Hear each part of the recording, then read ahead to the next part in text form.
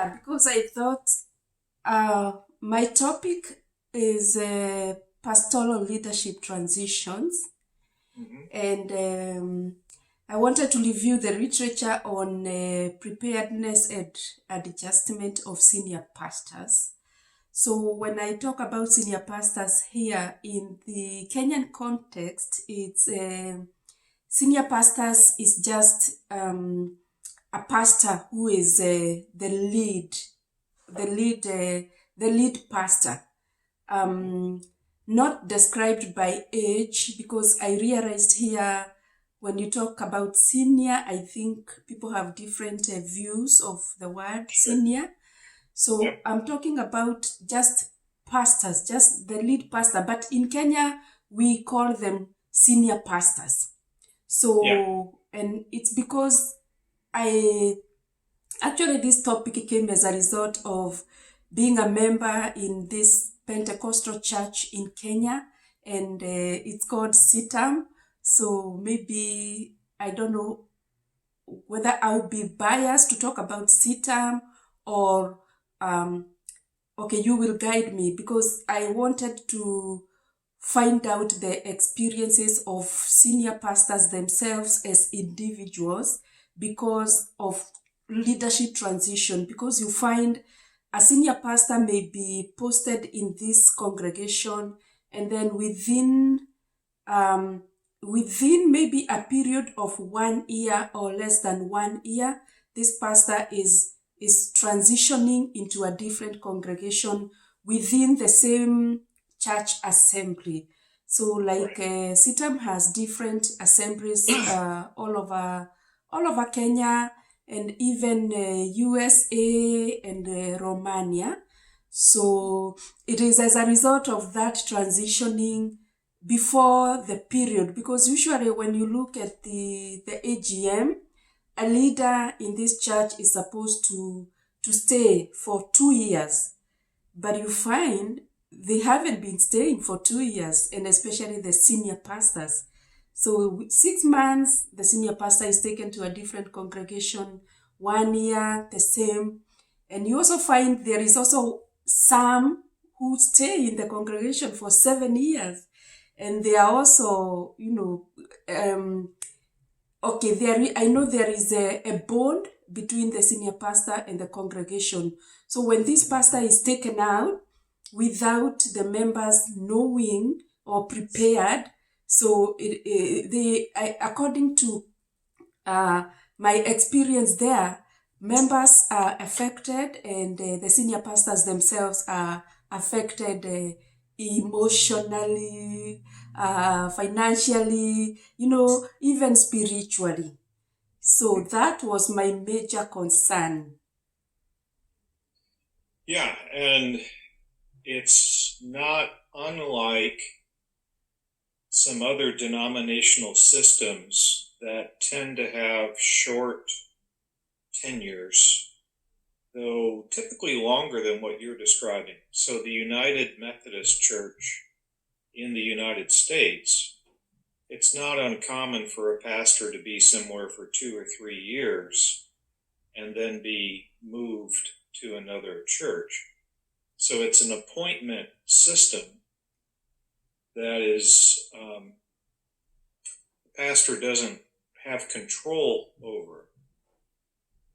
So you're describing a similar kind of experience, but even shorter tenures, 6 months to a year. What's your best understanding about why the assembly leaders keep making these kinds of changes?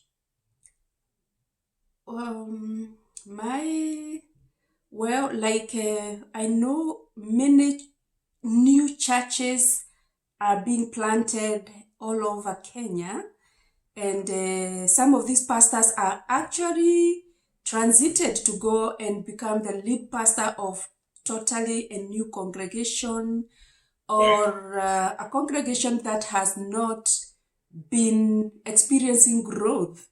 So yeah, most of them, and especially the one that I have had I've been close to, like the congregation that I attended for 10 years, most of them were being sent to plant new churches, and others are because of a disciplinary action, like a demotion kind of. So somebody is being taken to a smaller church because of something that maybe happened in the church. Okay. Mm-hmm. So many different reasons. Yes. But those decisions are being made at the assembly level, and churches don't have much say, Mm-hmm. and the pastors don't have much say. That's right.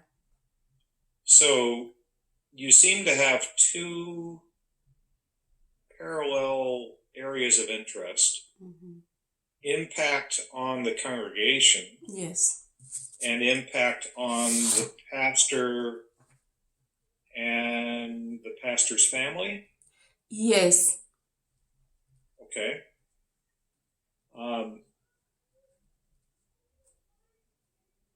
Besides wanting to understand how it impacts Mm-hmm. them, what else would you like to learn? Mm-hmm. Uh-huh. I know I would want to introduce or suggest some systems, like because I know I cannot stop the assembly leaders from doing that, but I can introduce maybe some systems that can be followed. Like, for example, regardless of whatever situation the situation is, the pastor should not be transferred within a certain period of time, and also the congregation should be prepared for the inevitable departure of their pastor. Okay, so, EDD dissertations Mm-hmm. are literature review based, Mm-hmm. and so you don't really have the opportunity to do your own study, your own data collection. Mm-hmm. So it seems like maybe there's 3 or 4 aspects to this: understanding the impact of transition on pastors Mm-hmm. and their families, impact of transition on congregations, Mm-hmm. what processes can help a pastor make a successful Mm-hmm. transition, Mm-hmm. and what processes can help a congregation. Now, this is where it kind of has 2 pieces to it. Okay. What can help a congregation as they say goodbye to, Mm-hmm. and as they say hello to Yes. the pastor? So what helps in the excuse my cough. Yes. What helps in the transition out to help a congregation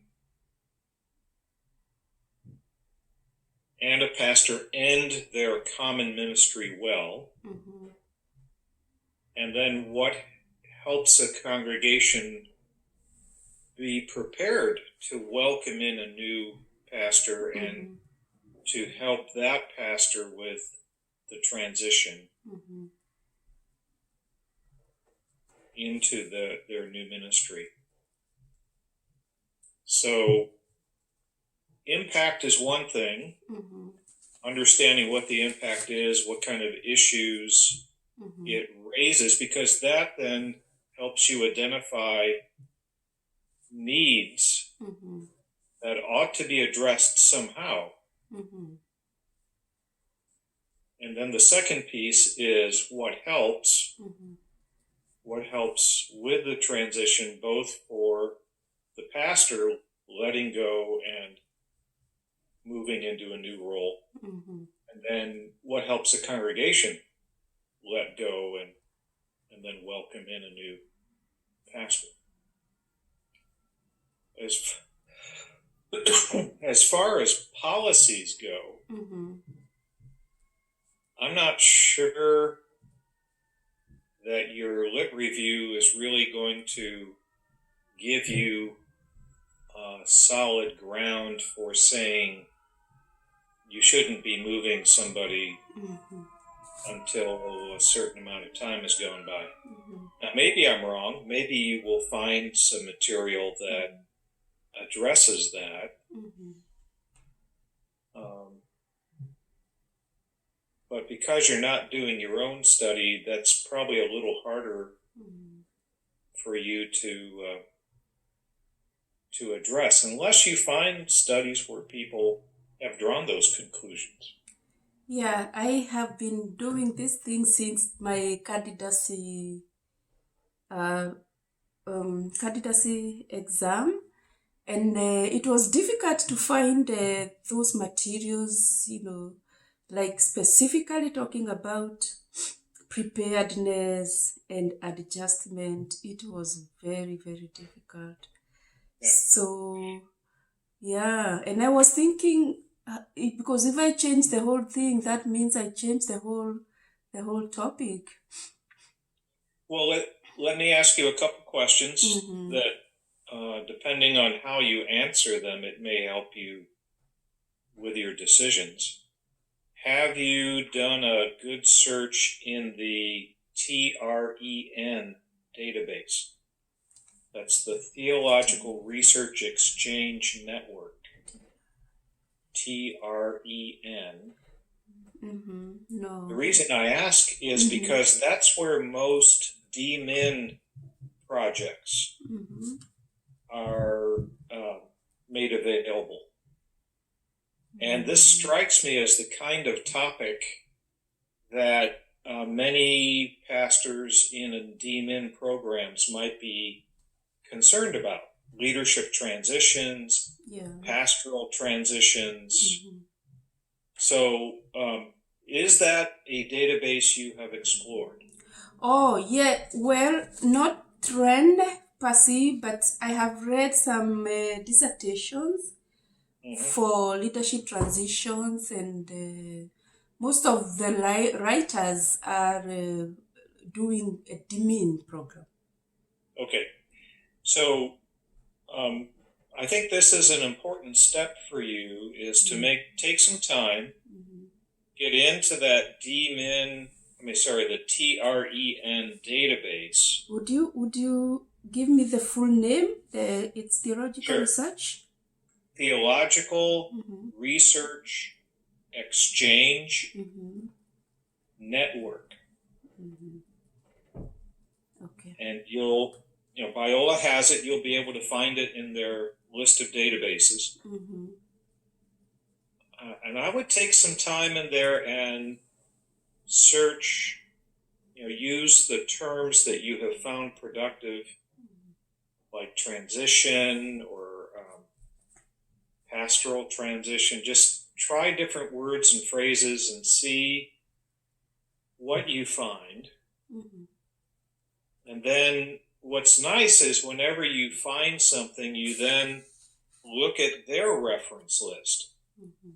What resources did they use? And so it's a bit of a snowball method. You find a few recent studies, they help you identify some previous studies.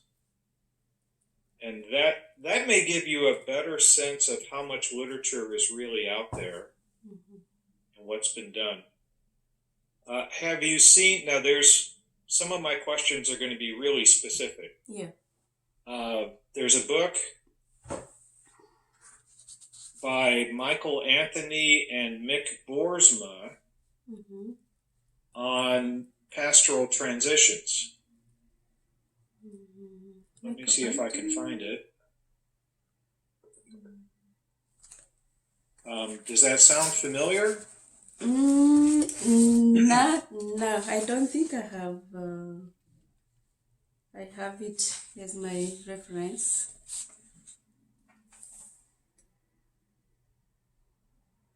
Let me see if I can.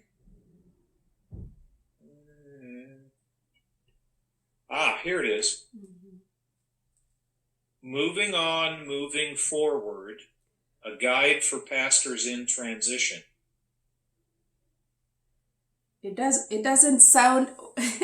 Maybe when I did my candidacy exam, I read it, but I may have dropped it when I was doing my chapter 1.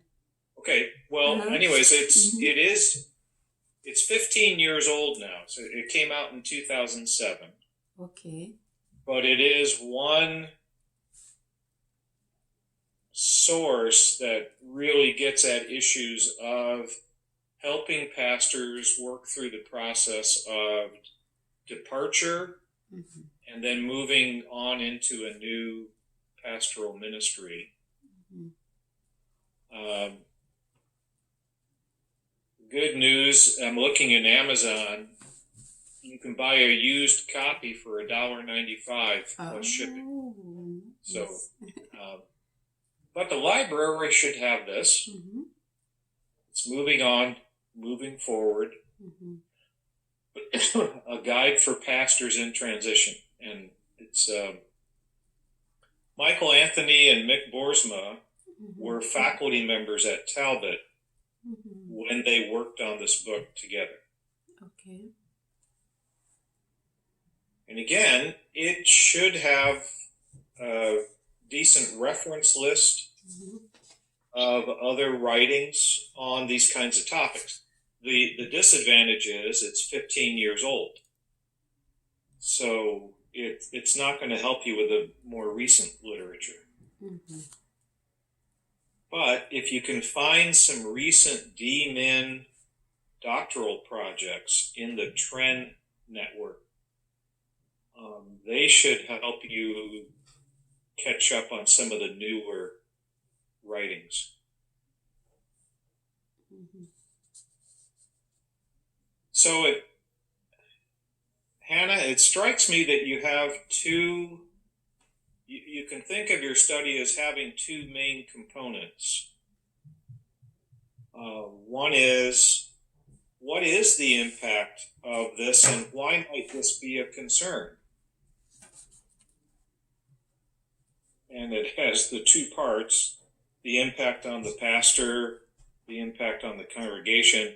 Why might we want to learn how to do this better?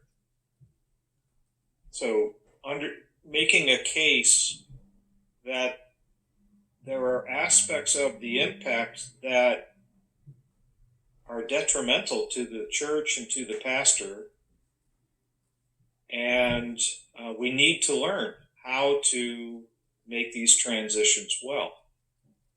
So that's one part of your study, I think. And then the other part is, what helps? From the literature that you can find, what helps pastors with that transition and what helps congregations with that transition? And that will lead you, your final chapter is where you would put all of that together and say, when a transition is necessary, here are the things that pastors can do. Here are things that congregations can do. Best practices. Think of it that way. What are the best practices for both? And then along the way, if you do pick up anything that recommends, try not to do a transition in less than this many years. If you find anything like that, you can comment on that in your last chapter. That trying to reduce the frequency of these transitions. may be something to consider by those in denominational leadership, Mhm. and then offer whatever evidence you can for why that's something that they should try to do.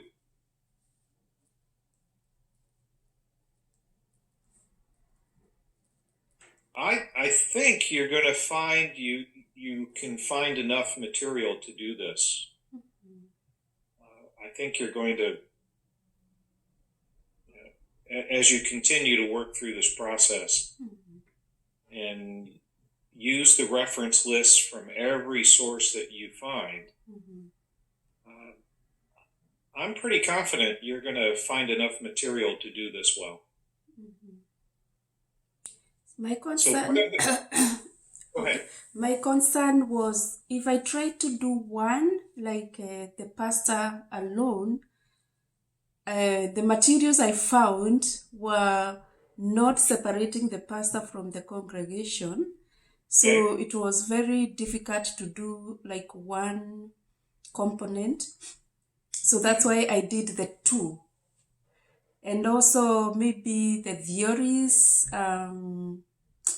I don't know, maybe a family theory would be good to consider. I don't know. Yeah, I'm not sure. I think as you keep reading, as you find and read the material on this, you'll see whether the family theory approach seems best. You know, we do promote the idea of the church as the family of God. We do encourage supportive, caring relationships. So if you look at all the one another's in the New Testament, there's a lot of relational dynamic to the life of the church. And I think, you know, if you acknowledge that, it makes sense to me to address them both together, because at least it's a system. It's not that what the pastor does has no impact on the congregation, or that what the congregation does has no impact on the pastor. They each impact each other. A pastor coming into a new congregation, how the congregation welcomes that person and is open to their ministry has a huge impact on the pastor. So I think it does make sense to tackle both together,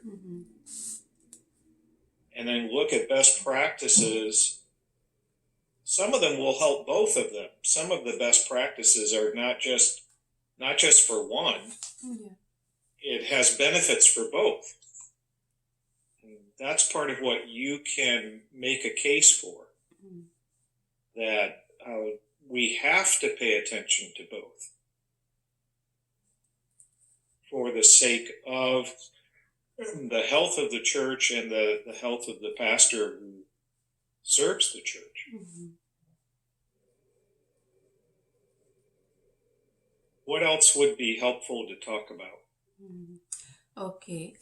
What about, I know, in all these things, in my mind, I am thinking like everything I want to find out is equals to succession planning.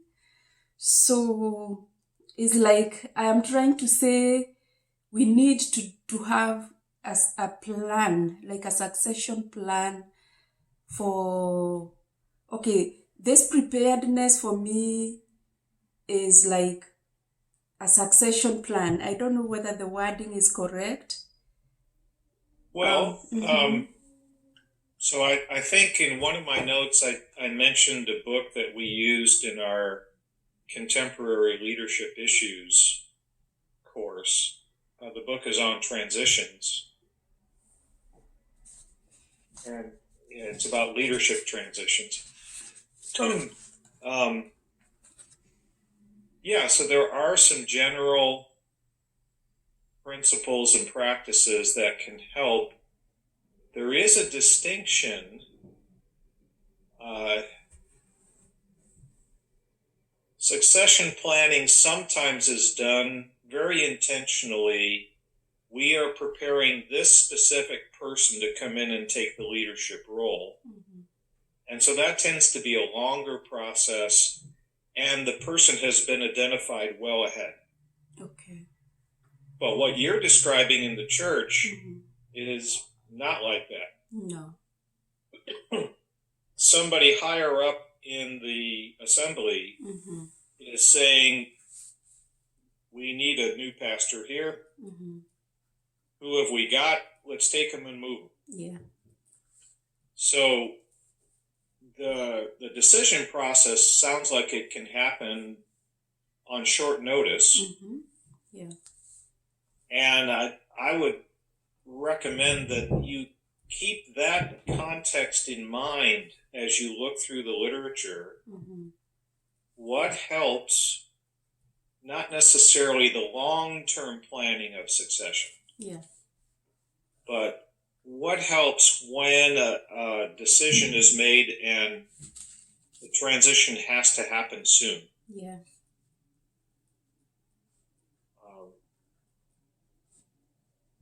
Yeah, because that's a different kind of succession.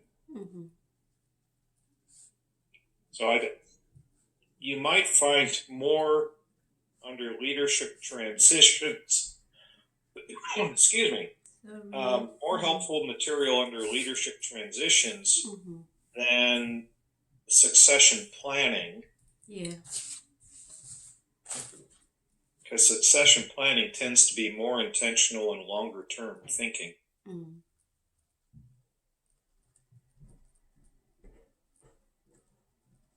Does that make sense? Yes, it does. It does.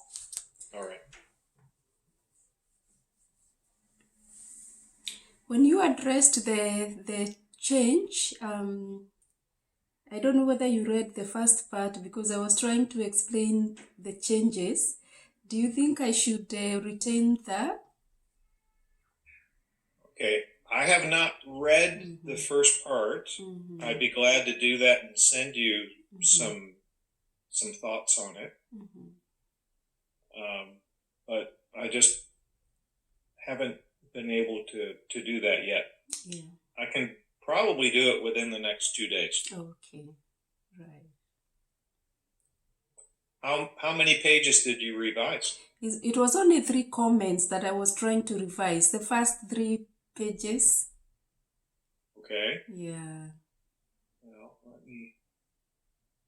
I can easily do that within the next day or two. Okay. And get you that. Mm. Anything else? No, I think I am. So do you think I should change the 2 terms on preparedness and adjustment and do something different? I think the decision on that will become clearer after you have found and read more of the literature. I think some of these decisions are hard until you've been in the material for a while, and then it becomes clear. Yeah. So I wouldn't worry about the terminology yet. Mm-hmm. I think it's something you should revisit later. Yeah. After you've worked your way through most of the literature review. Mm-hmm. Okay. Okay? Okay. Thank you. All right. Well, I think you're on a good topic. Mm. I think it will help a lot of churches and a lot of people, not just your one denomination. Any place where the church is growing rapidly, I suspect these are some common issues. Mm-hmm. So I am glad to see you tackling this kind of topic. Thank you. Okay? Yeah. I really appreciate your time, your prompt response. Like I write and you respond immediately. So that was amazing. And even the feedback, I received it on my birthday. And Oh, after that birthday, I started having a headache and dizziness, and I couldn't even look at it. Yeah, sorry. but I really appreciate you, Dr. Kevin. All right. Yeah, Well, glad to keep working with you on it. right. Thank you very much. Thank you. Bye.